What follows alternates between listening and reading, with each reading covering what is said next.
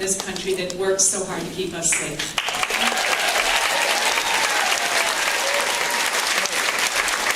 So I thought we had a great convention in Tampa.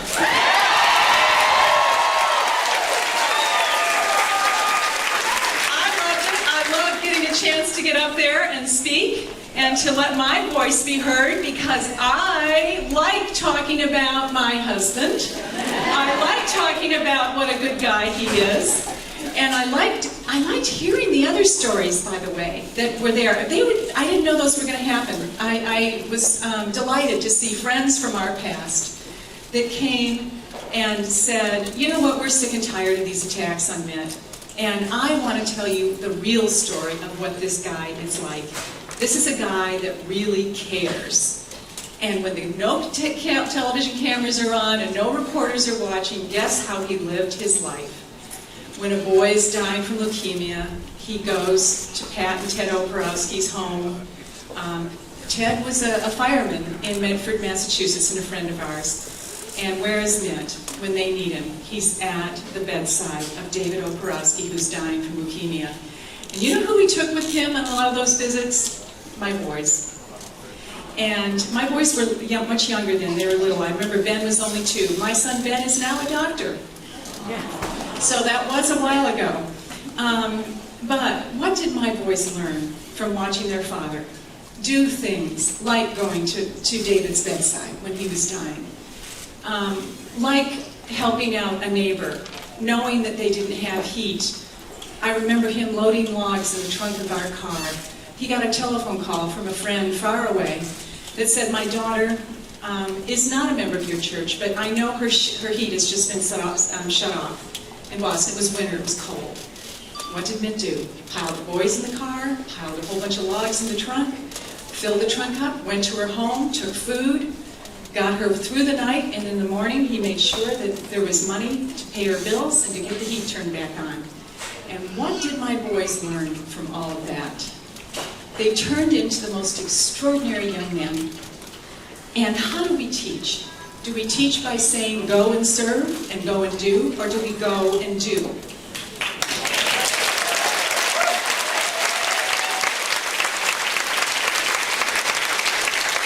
I also know that my husband is not the kind of person that talks about it. And what do we learn from the scriptures? Is that that's not why we do it. That is not why we serve our fellow men, to get reward, but to do and to serve. And thank you all for appreciating that you understand where this guy is coming from. This guy is a person that has compassion. He's always been there. He's the kind of guy you can count on. I will tell you in my own life, people say, oh, you haven't struggled. Well, I've struggled. I have not had the storybook marriage that a lot of people think we've had. Because as you know, in my storybook, there were no chapters on multiple sclerosis. And there are no chapters in fairy tales and storybooks on breast cancer. And so this family has known what it's like to be really out of hope. And who did I have standing next to me when I was in my darkest hour? I was feeling absolutely lost. And Mitt was there saying, you know what, Ann? I don't care how tough it gets. We're doing this together. And I'm by your side, and we're going to be okay.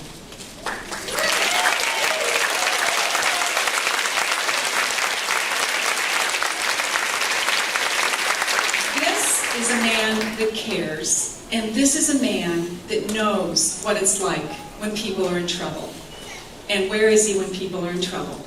He's working. He's getting the job done. So I know right now there are 23 million Americans that need his help. And I have to say something. Help is on the way.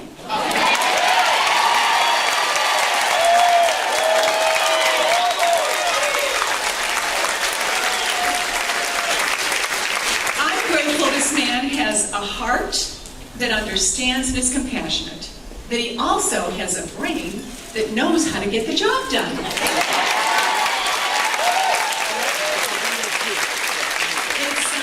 It's been great to see him.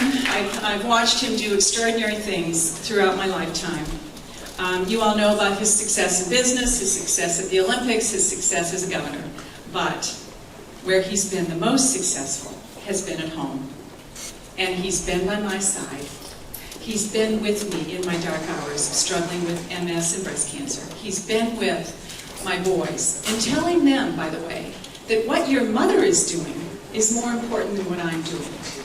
And giving them the knowledge that we have a true partnership, that we're all in this together as a family. So our boys have turned out to be the most extraordinary young men.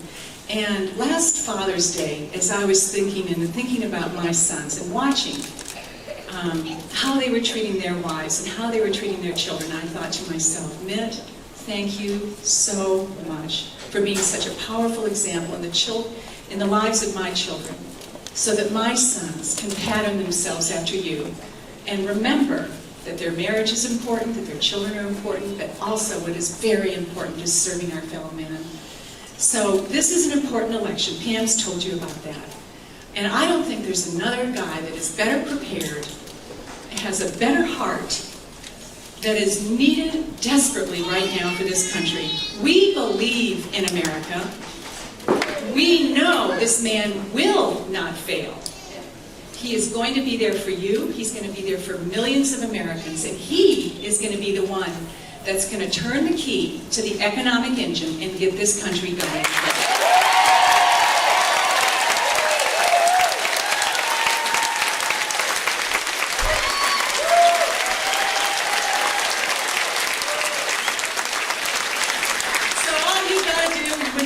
You here, we've got to have you go out and convince someone that voted for Barack Obama last time to say, you know what, it's time for a new coach.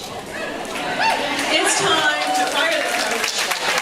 And it is time for a new president of the United States. And that new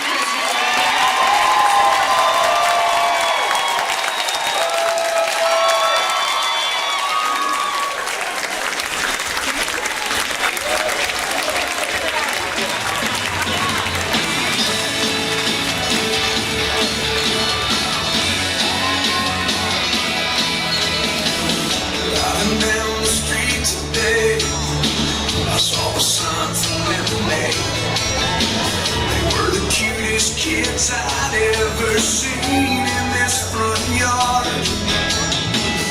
As they handed me my glass, smiling, thinking to myself, man, what a picture perfect postcard this would make of America.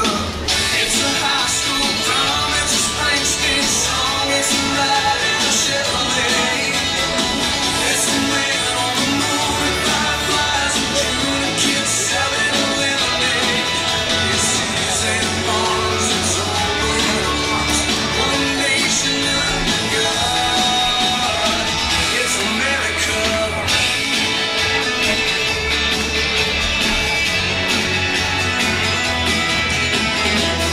Later on when I got home, I flipped the TV on.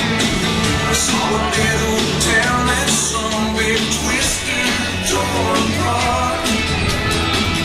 People came from miles around just to help the neighbors out. I was thinking to myself, I'm so glad that I live in America. It's a high school prom, it's a Springsteen song, it's a ride in a Chevrolet. It's a man on the moon with fireflies in June and kids selling lemonade. It's cities and farms, it's open arms, one nation under God. It's America.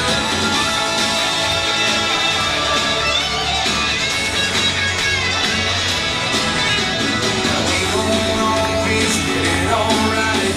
There's no place else I'd rather build my life. But it's a kid with a chance, it's a rock and roll band, it's a farm I couldn't hate. It's a big flag